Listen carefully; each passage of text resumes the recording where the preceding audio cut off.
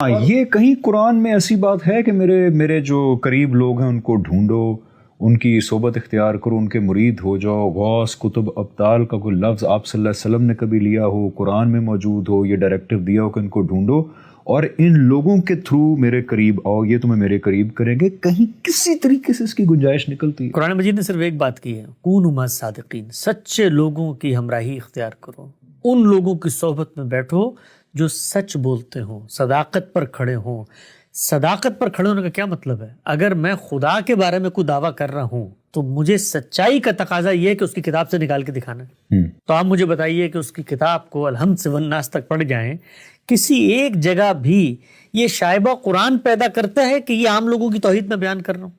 اور اس کے بعد ایک درجات ہے خص الخواص کے، جہاں پر خدا کی ذات سے براہ راست اتصال ہوگا، اور یہ نقشبندیہ اور یہ چشتیہ اور یہ قادریہ یہ سلاسل ہیں، اور ان کے اندر تم نے جانا ہے اور پھر بیعت کرنی ہے، اور پھر فنا فی شیخ ہونا ہے، پھر فنا فی رسول ہونا ہے، پھر فنا فی اللہ ہونا ہے، پھر سلوک کی منازل طے ہوں گی اور عالم بالا میں تمہیں مشاہدات ہونے شروع ہو جائیں گے، پھر تم قائم الزمان بن جاؤ گے اور یوں کائنات کے انان تمہارے ہاتھ میں دے دیں گے، پھر بارش تم سے پوچھ کے ہوگی، پھر لوگوں کو رزق تم سے پوچھ کے دیا جائے گا۔ یہ جو ہمارے یہاں تصورات بنتے ہیں، ان تصورات میں دعویٰ تو یہ ہوتا ہے کہ خدا کے اذن سے ہو رہا ہے، وہ خدا بھی کچھ نہیں کر سکتا ان غوث کتب ابدال سے پوچھے بغیر۔ ان کی کتابوں میں جا کے ذرا پڑھیں نا آپ، یعنی وہاں پر وہ پیرلل خدائی بن جاتی ہے اور دعویٰ یہ کیا جا رہا ہوتا ہے۔ اور اس سب میں جو سب سے بڑی چیز کمپرومائز ہوتی ہے، آپ کو پتہ ہے وہ کیا ہے؟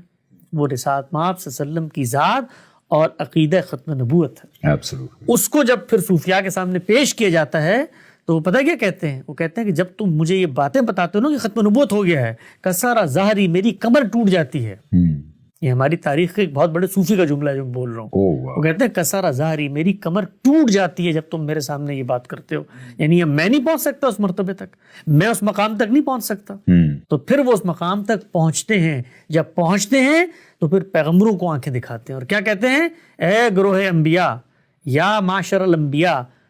ایک بہت بڑی بزرگ ہستی کا جملہ پڑھ رہا ہوں آپ کے سامنے، شیخ عبد القادر جیلانی کا جملہ، ابن عربی نے نقل کی اپنی کتاب میں کہ اے گروہ انبیاء، ہمیں جو کچھ دیا گیا ہے وہ تمہیں نہیں دیا گیا۔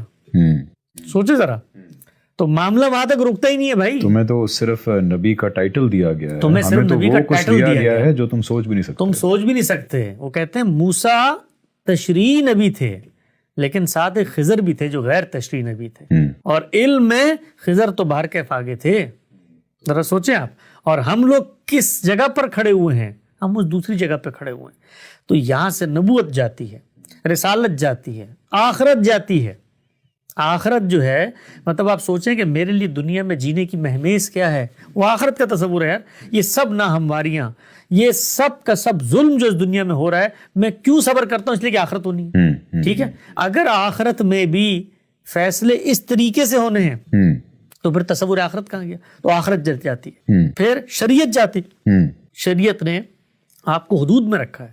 جب آپ ان سلاسل پہ جاتے ہیں تو پھر آپ قسط اور اعتدال پہ نہیں رہتے، پھر آپ کے زہد اور تقوی اور ورع اور للہیت کی وہ نمونے پیدا ہوتے ہیں جس سے انبیاء کی تہذیب بالکل غیر واقف ہے، جن سے صحابہ کرام کی جماعت بالکل غیر مانوس ہے۔ یعنی پھر آپ فقر اختیار کریں گے، پھر آپ دھنی رمائیں گے، پھر آپ جنگلوں میں جائیں گے، اور پھر اس کے بعد آپ اپنے لحاظ سے اللہ کے قریب ہونے کے لیے ایک ایک کھجور کے اوپر آ جائیں گے، کپڑے آپ کے ختم ہو جائیں گے، جیب میں آپ کے مال نہیں ہوگا، دنیا پھر مچھر کا پر اور دھوکے کا گھر لگے گی۔ تو یہ سارے تصورات بھئی قرآن مجید نے تو مال کو خیر قرار دیا۔